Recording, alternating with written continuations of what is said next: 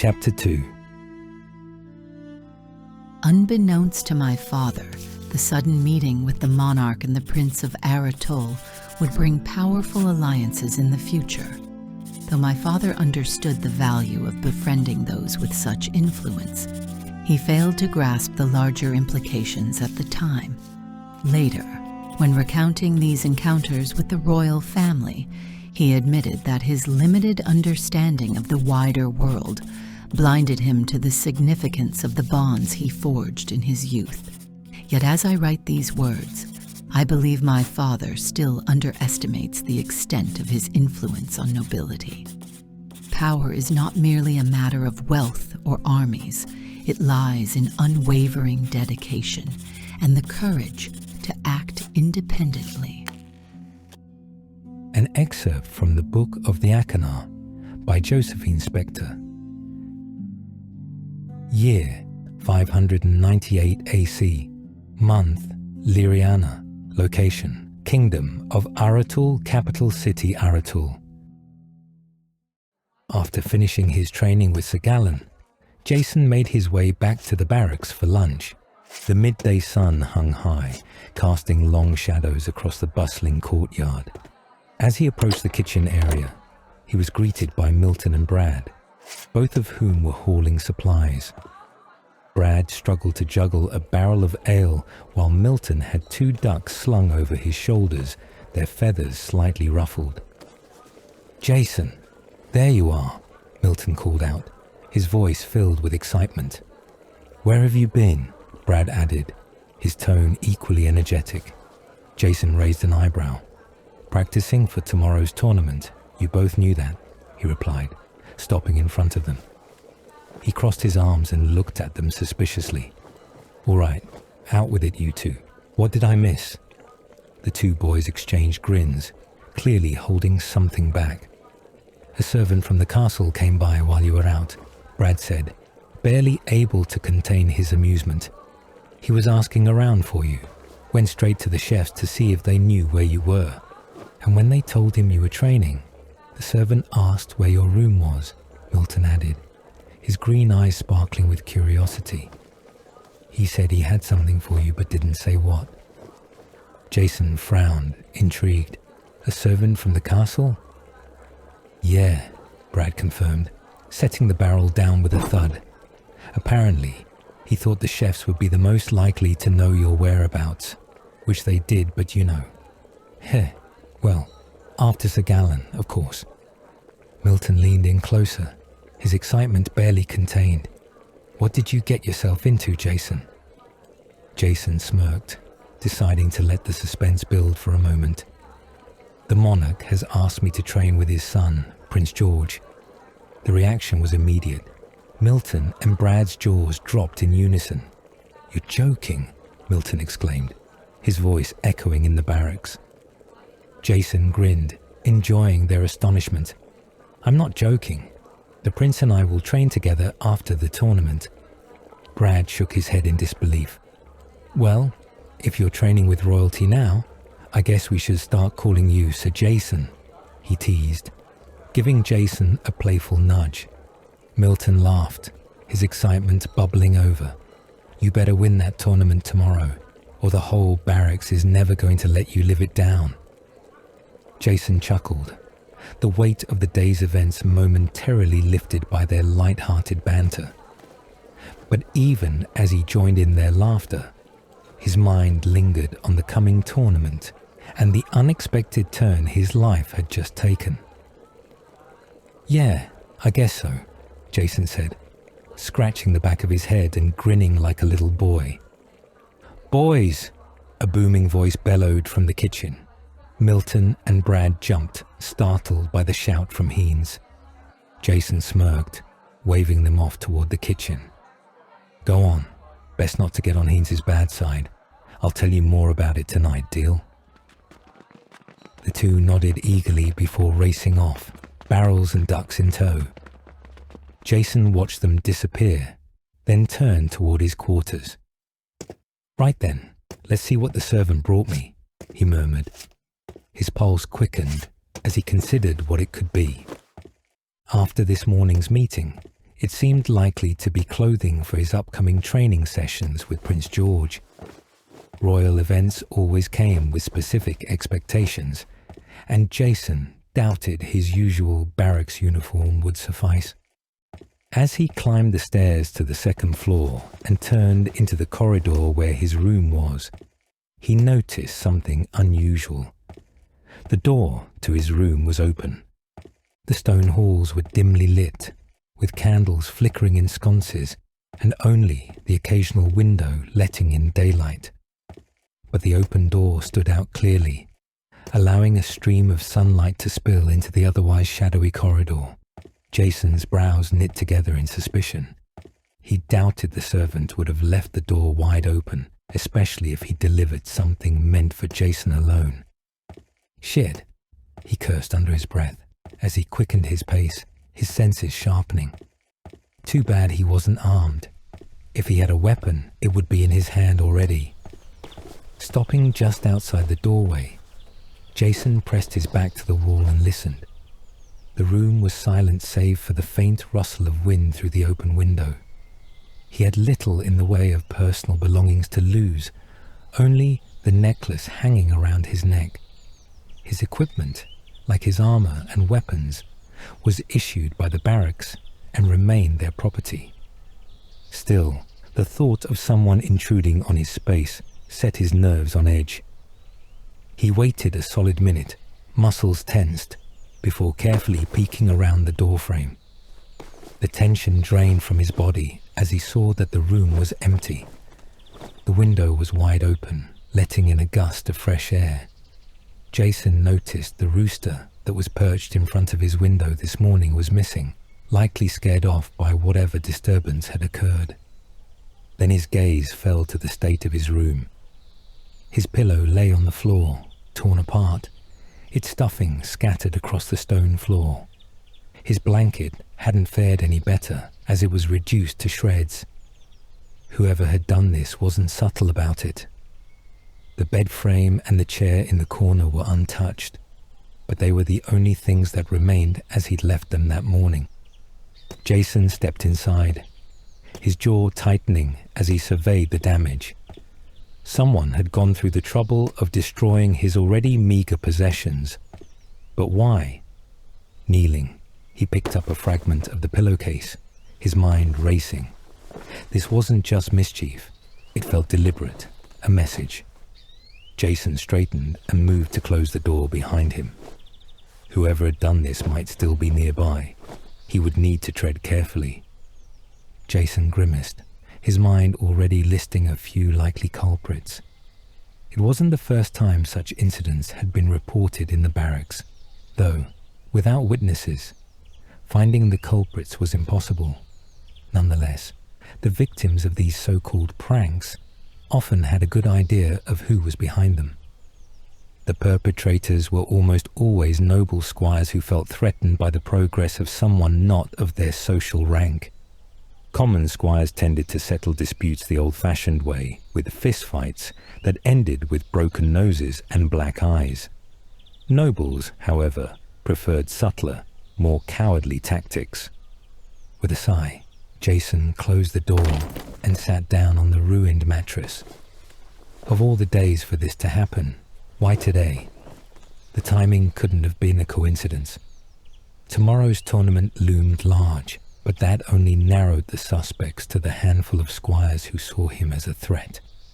Leaning back against the cold stone wall, Jason closed his eyes, exhaling slowly. He needed to focus. He couldn't let anger distract him, not now. His priority was to perform well in the tournament. He owed that much to Sir Gallen and the countless hours of grueling training. After that, there was the matter of Prince George. Jason would have to figure out how to navigate that delicate situation. As his thoughts drifted, a strange sensation crept into his chest. At first, it was a mild tingling, oddly soothing as it quelled his rising frustration. But it quickly transformed into an icy, stabbing pain, radiating through his entire body. Jason's eyes snapped open, a suppressed yelp escaping his lips. He found himself gripping the white-blue stone hanging from his neck. The pain vanished as suddenly as it had come, leaving him shaken. He uncurled his fingers from around the stone and stared in surprise. It was glowing faintly, a soft, ethereal light. Jason's brow furrowed. The stone had never done this before. He'd worn it for years, clinging to it during restless nights and meditative moments. Yet it had always remained inert. Carefully, he slipped the stone back under his tunic. As soon as it was hidden from sight, the glow faded. Jason took a deep breath, shaking his head to dispel the lingering unease. His gaze drifted around the room, and his heart sank when it landed on the door. Pinned to the wood with 3 knives was what remained of a finely tailored outfit.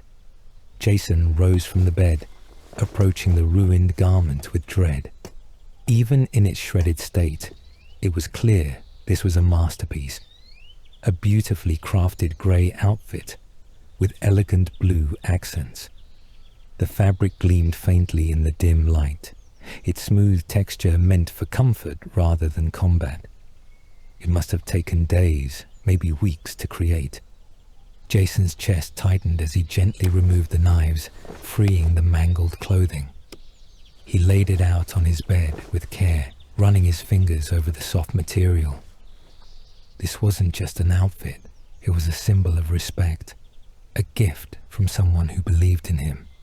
And now, it was little more than a tattered mockery of their efforts.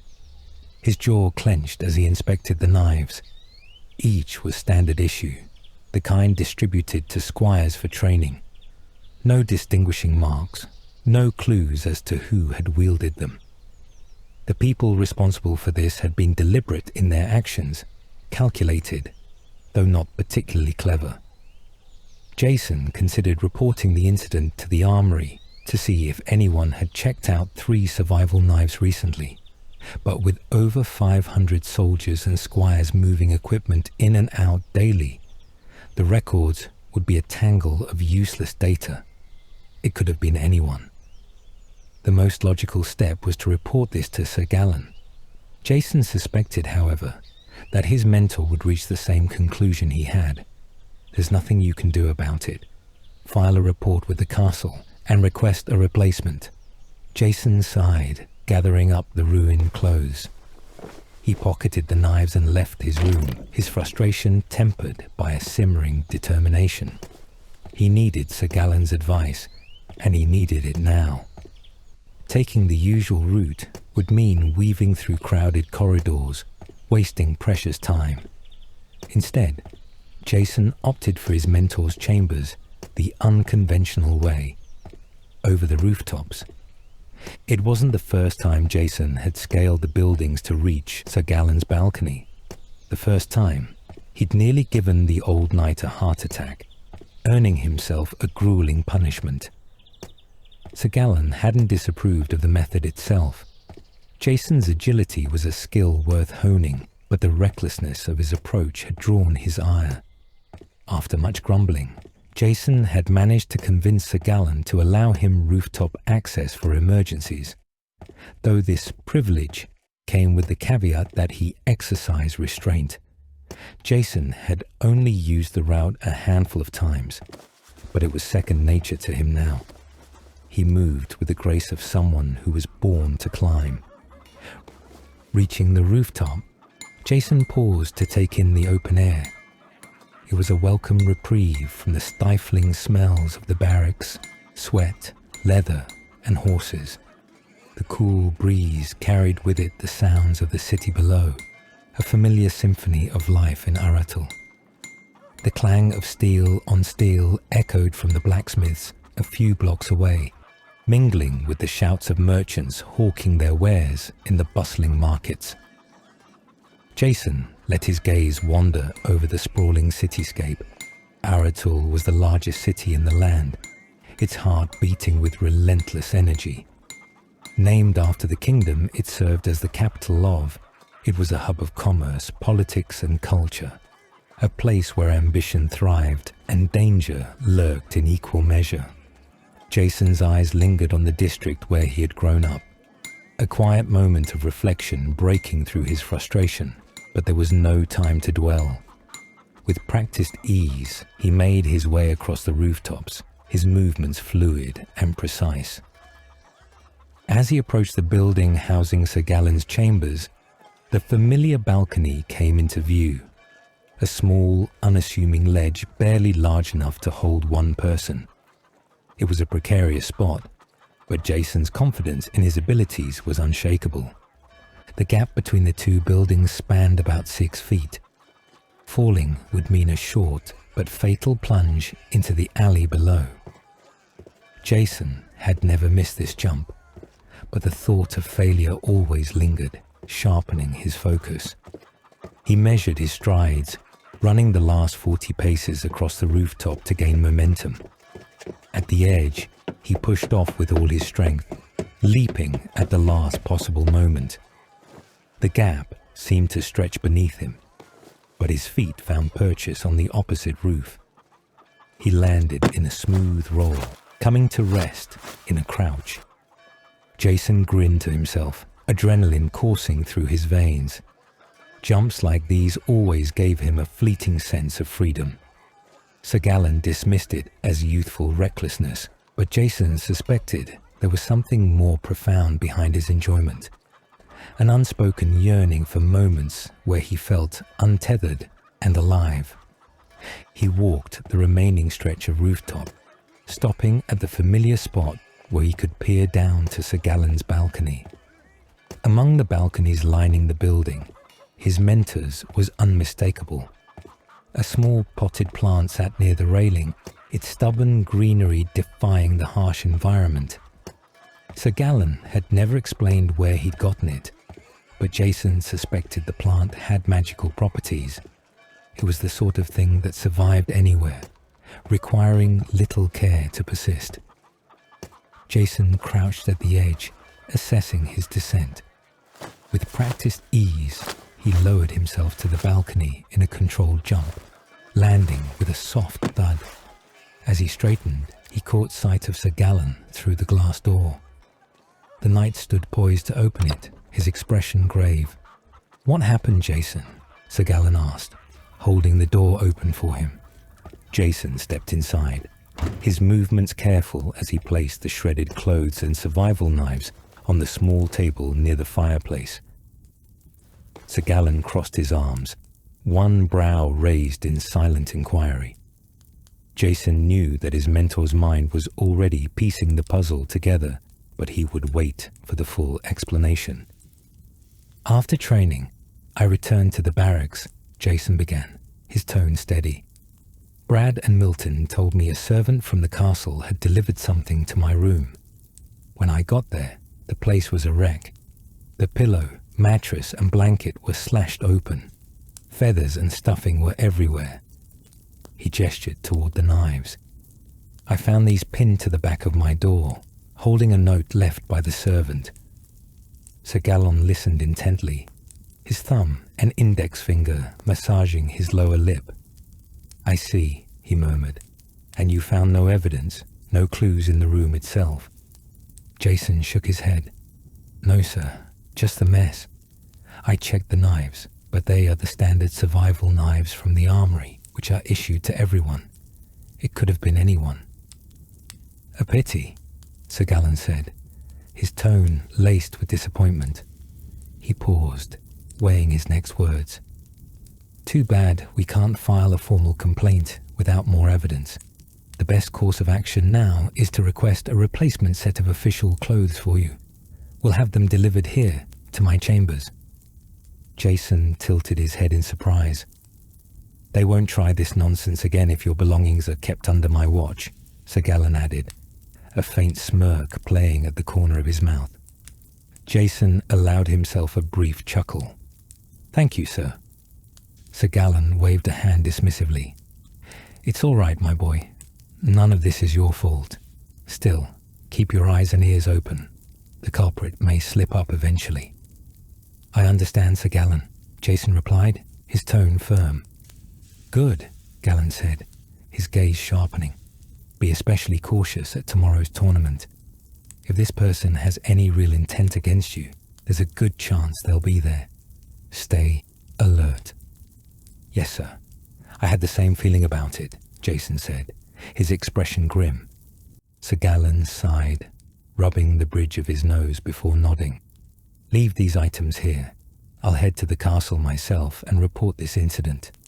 You should notify the barracks as well and request a replacement for your bedding. After that, take the rest of the day off." "Understood, sir," Jason said, bowing respectfully. He turned to the balcony door but paused. Stepping onto the porch, he glanced back and added, "Thank you again for your help, Sir Gallen." The knight gave a small nod, a rare flicker of warmth in his stern demeanor. "Take care, Jason." With that, Jason hoisted himself back onto the roof and disappeared into the city. After visiting the supply hall at the barracks and requesting replacements for his bedding, Jason made his way to the inner city library. Unlike commoners, squires were occasionally granted access to its vast collection to further their studies. Entering the grand library, Jason presented his squire's ring to the librarian, a sharp-eyed older woman who gave him a brief nod. She guided him to the section designated for squires, filled with volumes on survival, battle strategies, and other topics essential to their training. Jason scanned the shelves, pulling a few books that caught his eye. To his relief, the reading lounges were empty. On too many occasions, he'd witnessed noble squires treating the library as their personal courtship arena, wooing young noble women with atrocious rhymes and terrible jokes. Their garish, brightly coloured attire didn't help matters. Jason, in contrast, often became the target of their mockery for actually reading the books provided to them. They found endless amusement in his quiet study, claiming he was trying too hard to act like a scholar. He sent a silent prayer of thanks to any listening god that today, at least, he'd been spared their presence. He settled at a bench beneath a window, the afternoon light spilling over the wooden table. Setting his books down, he picked up the first one. Its leather binding was cracked and frayed, barely holding the yellowing pages together. The musty smell of old parchment greeted him as he opened it. Jason leaned forward, immersing himself in the text. For now at least, the outside world faded away, and the weight of the day lifted, replaced by the solace of study.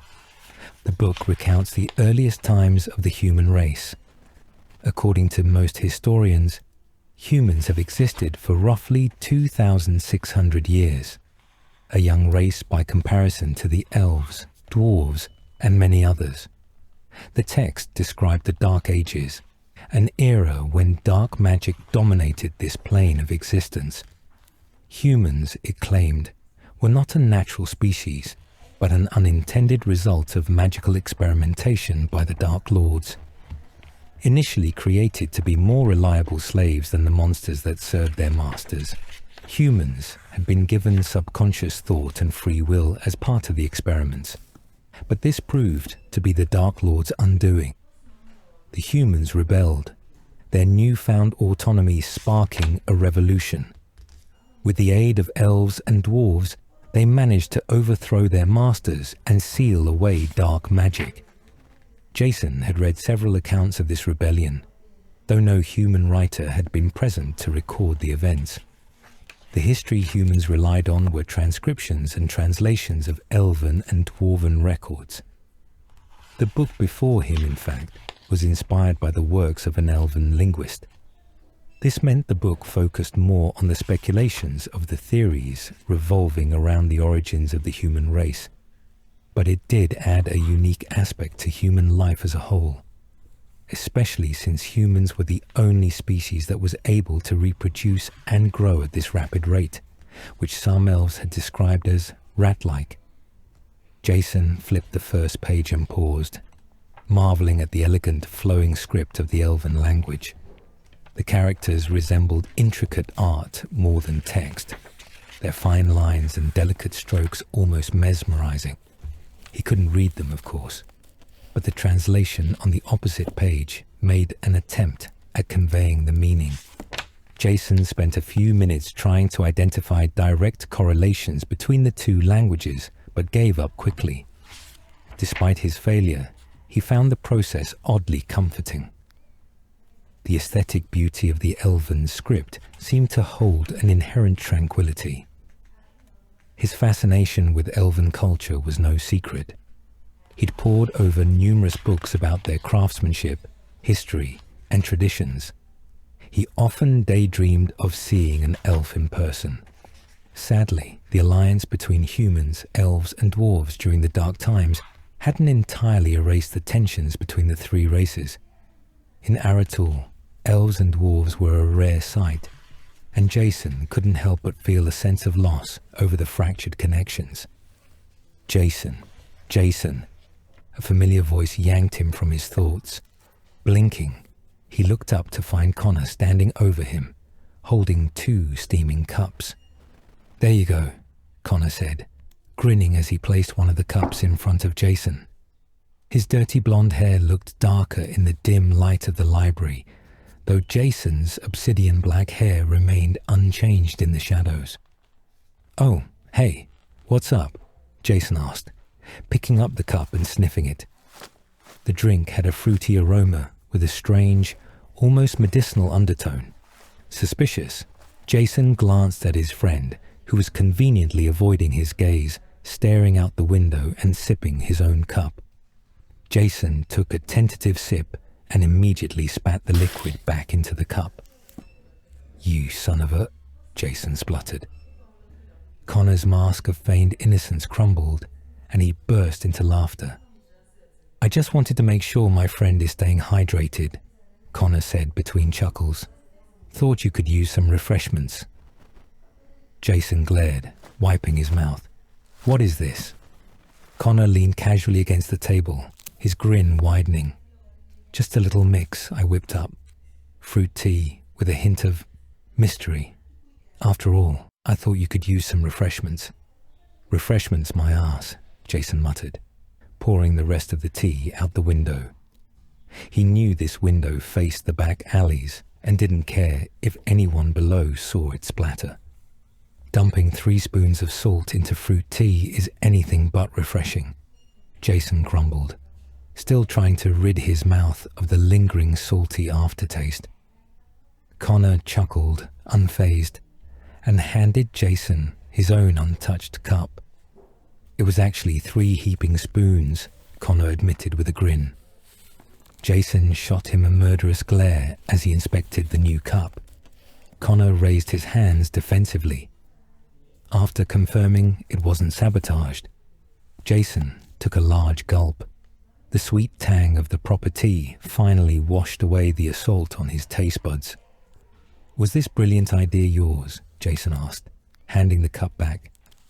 "Nope, Milton's," Connor replied, draining the rest of the tea in one swift motion. "That little brat," Jason muttered, shaking his head. A brief silence hung between them before they both burst out laughing. "Anyway," Jason said once they settled down, "what brings you here? I doubt you came all the way up here just to pull a prank." "Well, someone's got to make sure you don't drown yourself in these books," Connor said, gesturing toward the open tome in front of Jason. Only then did Jason realize he'd been engrossed for 2 or 3 hours and was already halfway through the thick volume. "Huh," Jason said simply, blinking as he stretched his stiff shoulders. "Also," Connor added, his tone softening, "I wanted to check up on you. I heard someone wrecked your room again." Jason nodded and shrugged. "Yeah, well, not much we can do. No witnesses, no punishments." "Still want to find those bastards?" Connor said, his jaw tightening. Jason smiled faintly, appreciating his friend's loyalty. "By the way, What was all that commotion this morning? I saw the king and the two princes leaving the training hall from the blacksmith shop across the way. Jason smirked. Of course you'd notice. He leaned in slightly, motioning for Connor to do the same. To any outsider, it might have looked like Jason was about to reveal a secret worth the entire treasury of Aratul. The king wants me to train his firstborn, Jason whispered. This morning's session was a test to see if I'm up for the task. Originally, the king wanted Sir Gallen to handle it, but the Knight's Code only allows a knight to teach one student at a time. And with Sir Gallen approaching retirement, he won't be able to finish the prince's training anyway. So, I was the next option. You're joking, right? Connor asked, barely managing to keep his jaw from dropping. Jason shook his head with a small smirk. Nope, no prank, full truth, he said, leaning back in his chair. Connor frowned, a weighty expression that always seemed to carry more judgment than Jason felt it should. It was never meant to hurt. Jason knew that, but it always managed to unsettle him just the same. Does this have anything to do with the assault on your room? Connor asked. Jason flinched involuntarily. That frown was disarming. He exhaled and shrugged. Yeah, a servant from the castle delivered some fancy clothes for me to wear after the tournament. They were ripped apart and pinned to the inside of my door with 3 survival knives from the armory. He paused, rubbing the back of his neck. And before you ask, Sir Gallen is already handling it. Nothing I can do about it right now. The fleeting joy Jason had felt from seeing Connor's reaction to the king's request faded as quickly as it had come. Connor sighed, leaning back in his chair, which groaned under the shift in weight. You're right, no point dwelling on it. All you can do now is focus on tomorrow's tournament. A mischievous grin suddenly spread across Connor's face, his earlier seriousness dissolving in an instant. Jason raised an eyebrow, waiting for him to speak. So, who do you think will win tomorrow? You or me? Connor asked, his tone brimming with boyish amusement. Jason couldn't help but chuckle, shaking his head. When it comes to being a brat who loves torturing his best friend for laughs, you definitely win. Says the guy who poured ice water onto someone's bed a few nights ago. Connor shot back, grinning. Both of them laughed, shaking their heads at their antics. In all seriousness, though, Connor pressed, who do you think will win? Jason paused, considering his answer. Hard to tell this year. The Crown Princess just turned 16, so we're expecting participants from neighboring towns and smaller cities. With that many people joining, it's anyone's guess. But if we're talking about our garrison, it'll come down to you, me, Escanon, or that brat Vulcan. Connor furrowed his brow, clearly processing Jason's analysis. You don't think Renner has a shot? Jason shook his head. Not likely. He's strong, no doubt, but predictable. You've never beaten him before, sure. But if you focus on defense, you might come out on top.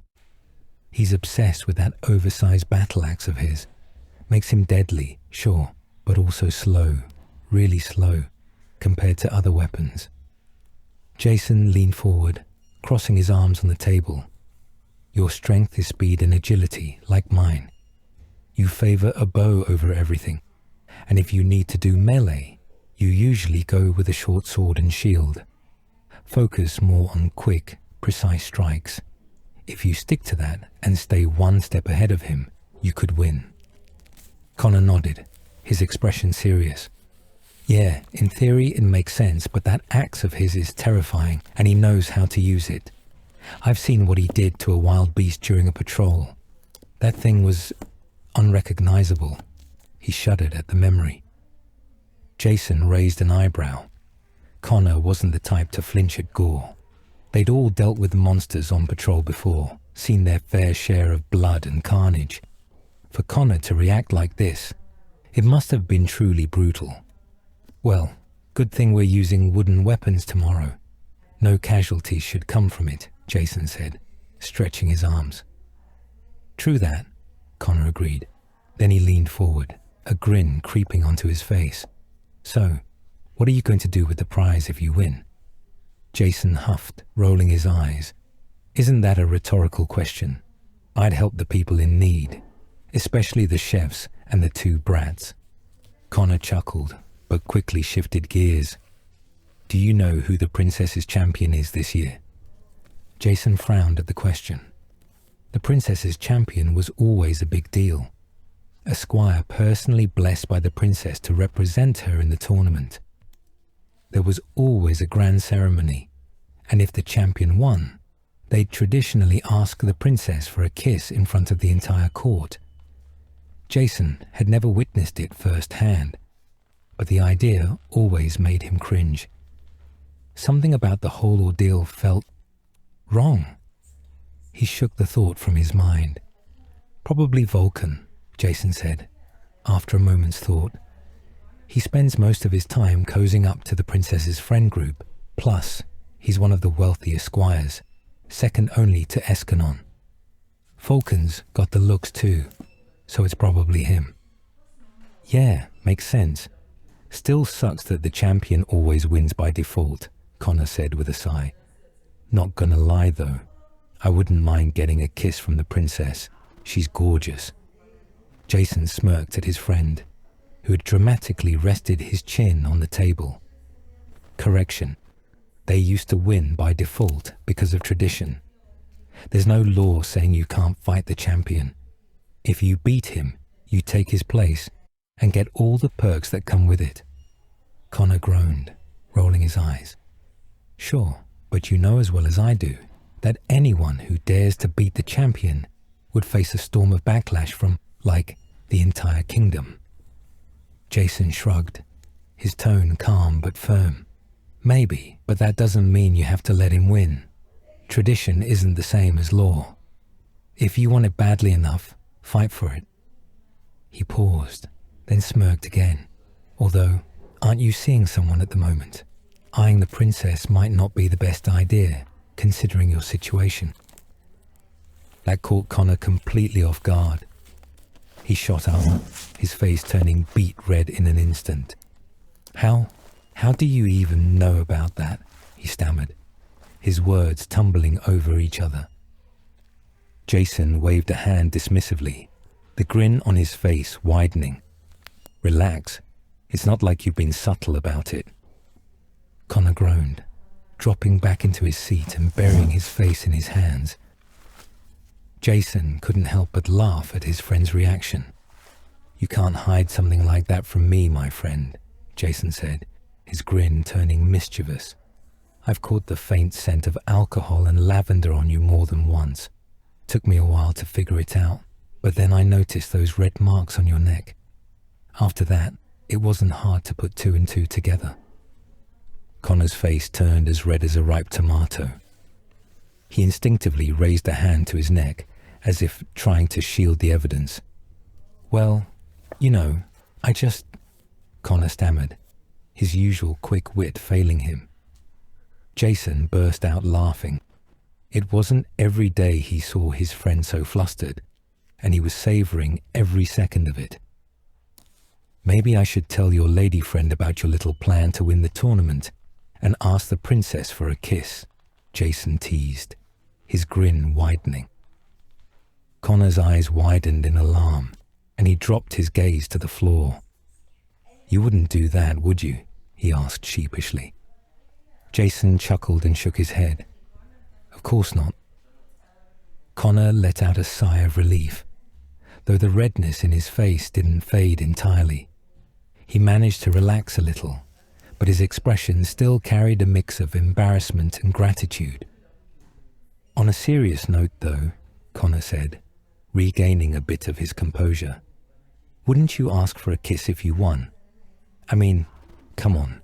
She's probably the most beautiful woman in the entire castle. Perfect face, light blue eyes, dark black hair, and a body to sin for. Jason raised an eyebrow, struggling to suppress a grin. I hadn't realized you'd studied the princess that closely, Connor." He laughed again, wiping a tear from the corner of his eye. Once his laughter subsided, Jason cleared his throat and nodded. "I won't deny she's pretty, but looks can be deceiving. We've been trained to remember that." Jason's tone shifted into the lecturing voice he often borrowed from his mentor, Sir Gallen. Many found it irritating, but Jason believed it added weight to his lessons, just as it had for him when he was a squire. "She might look stunning, but she's still a noble. From what I've heard, she's not exactly the kind of noble you want to get on the wrong side of. Her brothers, George and the younger one, I think his name's Allendor, I can never remember his name, seem to have more empathy. This morning, I saw them interacting with the staff, and they actually seemed considerate, especially Prince George. But the princess," Jason shook his head, "she gives orders like she's commanding an army, and I don't think she cares much for the people she commands." Connor grinned slyly, his earlier embarrassment forgotten. "Seems like you had plenty of time to think about her, too." Jason waved a dismissive hand, but a faint red tinge crept up the tips of his ears. "Maybe," he admitted, "but then again, I don't know much about these kinds of things." Connor caught the blush and grinned wider. For once, it seemed he wasn't the only one getting flustered today. "Gentlemen," a voice said. Jason and Connor both turned to see Vulcan and Escanon standing before them, flanked by 3 other squires. Jason recognized their faces, but couldn't be bothered to remember their names. "What do you want?" Connor asked, his tone laced with venom. One of the 3 squires opened his mouth to speak, but Vulcan raised a hand, cutting him off. "Is that any way to greet a fellow squire?" Vulcan asked, his voice dripping with feigned sweetness. His bright blonde hair gleamed under the light, and his freckled face was framed by his piercing emerald green eyes. He stood with the perfect posture of nobility, straight back, shoulders squared, not a single wrinkle on his finely pressed uniform. Even his hair looked like it took hours of attention to make it stay as neatly as it was.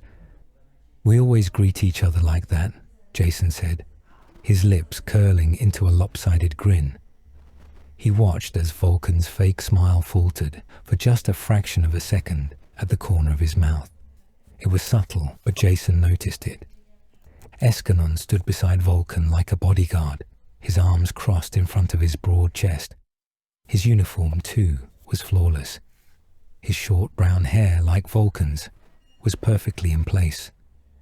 Escanon's dark brown eyes were steady and unreadable, though there wasn't much to him beyond his size.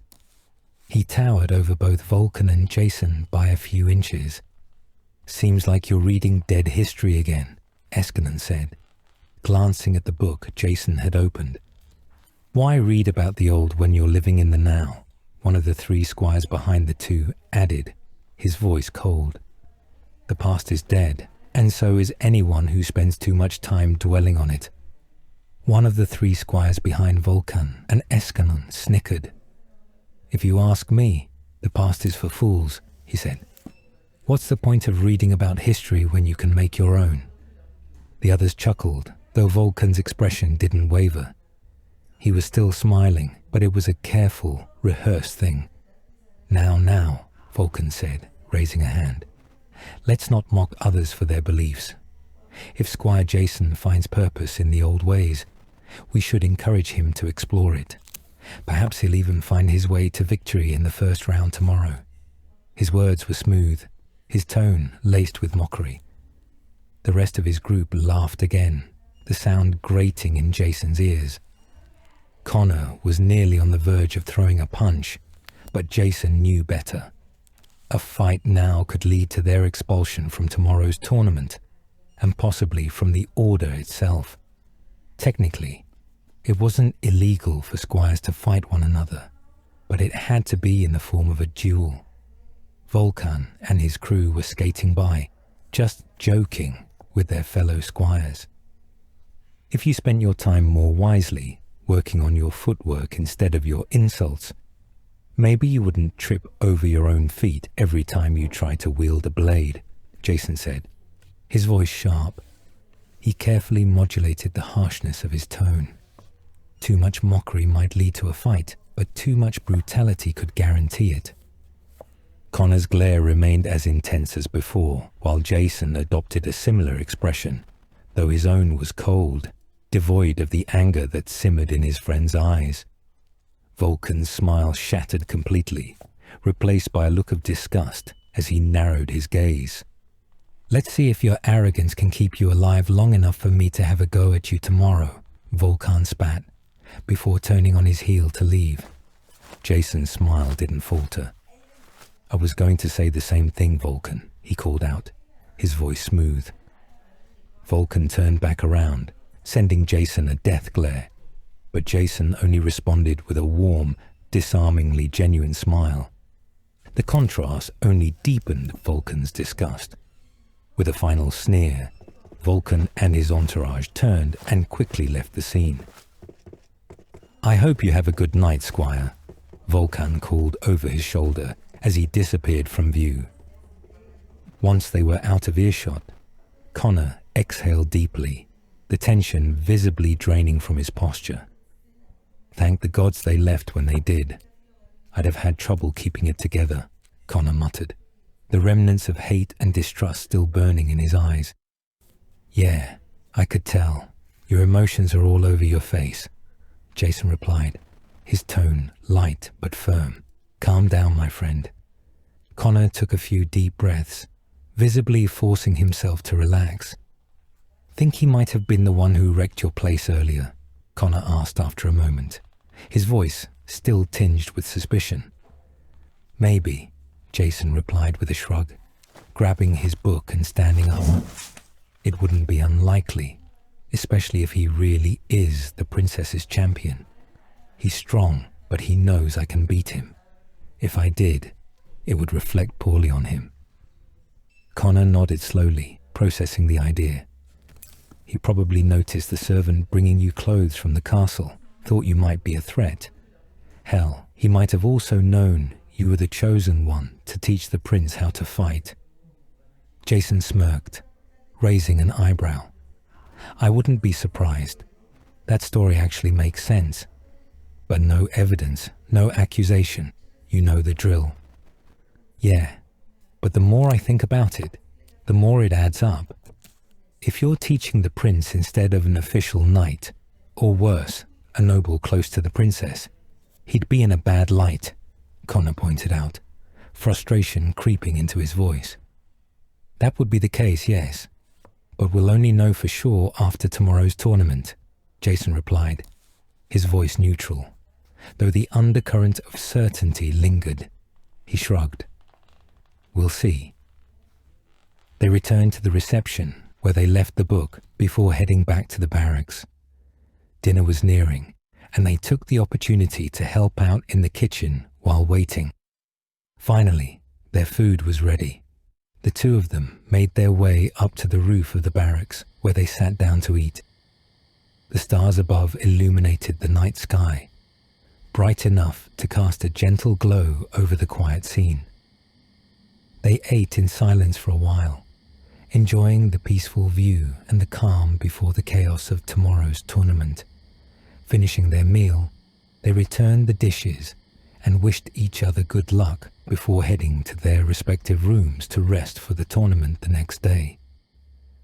Jason entered his room, immediately pushing a chair under the door handle to block any potential late-night visitors. He needed to be alone. Once satisfied with the security of the door, Jason removed his shirt and tossed it carelessly onto the chair. He crawled into bed, closing his eyes. Sleep took him quickly, but the dreams that followed were far from peaceful. He was standing on a large balcony in the middle of a dense forest, gazing down at the flickering red lights far below.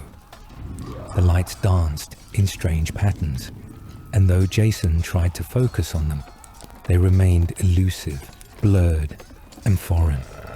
He could hear the distant cries of women and children. The sound echoed through the dreamscape like a haunting lullaby. Suddenly, the scene shifted violently. Jason's stomach lurched, a cold sweat breaking out over his skin. He wasn't in control. His own body felt alien as the world around him spun uncontrollably. The scene settled, and he found himself looking at an elven woman, her face lined with worry and her oily black skin covered with spots of blood. There was something about her, an urgent pull in his gut that told him she was important, though Jason had no idea why. They spoke a language he had never heard before. The words were sharp, like a song sung too quickly and too harshly. But beneath that, there was a strange gentleness, almost soothing. The voice swayed in a way that made Jason's head spin, and for a moment, he thought he might lose himself entirely to the dream. A sudden shiver crawled down his spine. It was cold, unnatural, deep in his bones, and Jason's eyes snapped open. His breath came in ragged gasps as he shot up from his bed, his chest tight, drenched in sweat. His mind was still clouded, and his body felt heavy, numb, as if he had been submerged in cold water. The familiar sight of his room greeted him.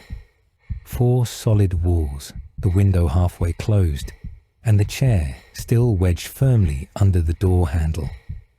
Everything was exactly as he had left it. Yet the remnants of the dream still clung to him, and the eerie feeling refused to fade. He staggered to his feet, using the wall for support as his knees trembled beneath him. His entire body felt weak, as though the dream had drained all his strength. Tentatively, he made his way toward the window, hoping the cool night air would clear his head. As he pushed the window open, a face appeared in the darkness, staring directly at him. Jason froze. His heart skipped a beat. The face was blurry, distorted, but it was a face he knew. He knew it, even as his mind scrambled to make sense of it. He rubbed his eyes, trying to clear the fog from his vision. When he opened them again, the face was still there, unmistakably familiar. A strangled gasp escaped his lips, and before he could stop himself, he stumbled backward, collapsing onto the floor. His heart pounded in his chest as he scrambled to his feet, his breath shallow, his skin cold with fear. As Jason stared at the face, a cold chill ran down his spine. The moonlight outside illuminated the space, casting a faint glow through the head of the apparition and onto the watchtower opposite his window. The face was grotesque, a distorted, ghostly figure with no physical body. Jason could see straight through it, the room beyond clear and unscathed. Yet, what should have been a relief was instead a nightmare made flesh, or not flesh, rather. The creature's eyes were hollow, black voids that seemed to absorb the very light around them. Its skin, if you could even call it skin, was decayed and withered, a sickly greenish hue that sickened Jason just by looking at it. He had no words for the thing. Sir Gallen had taught him about many monsters, but this was something beyond any monster he'd ever encountered. No description could do it justice. The only thought that surfaced in his mind was from an old history book he had read in his youth, a book detailing the magical catastrophe of the Dark Ages, the rift that opened the door to horrors untold. The island where the Dark Lords once resided had become a wasteland, a no-man's land. The book mentioned strange beings, undead corpses that had been reanimated by dark magic, twisted abominations born from the calamity. It had been just a story, a history of ages past. But now, standing at his window, Jason recognized the thing for what it was. It was the stuff of nightmares, the very embodiment of the horrors he had read about as a child. The thing moved, slowly, impossibly so. The creature crawled through the window as though the laws of physics meant nothing to it. Its form was distorted, the edges of its body fading into nothingness the further away it stretched from its torso. Its head, if it could be called that, hung loosely on its neck, black eyes gleaming like twin pits of emptiness. Its long hair hung in tattered strands, while its clothes, ragged and torn, fluttered as though caught in a breeze that Jason couldn't feel. It reached a hand towards him, its one hand. The other arm was missing entirely, the empty sleeve flapping in the unseen wind. Jason's body was frozen, locked in place by terror so deep, it felt as if his very soul was being suffocated. He couldn't move, couldn't scream. His heart pounded in his chest, but all he could do was stare as the thing drew closer. Finally, with what felt like the last ounce of his will, Jason moved. His body screamed in protest, aching from the tension that had seized him.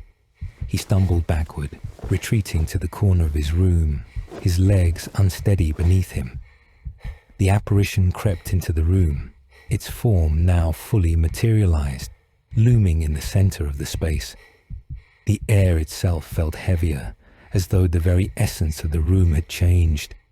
The creature's hand reached for him again, impossibly slow, yet Jason's body refused to cooperate.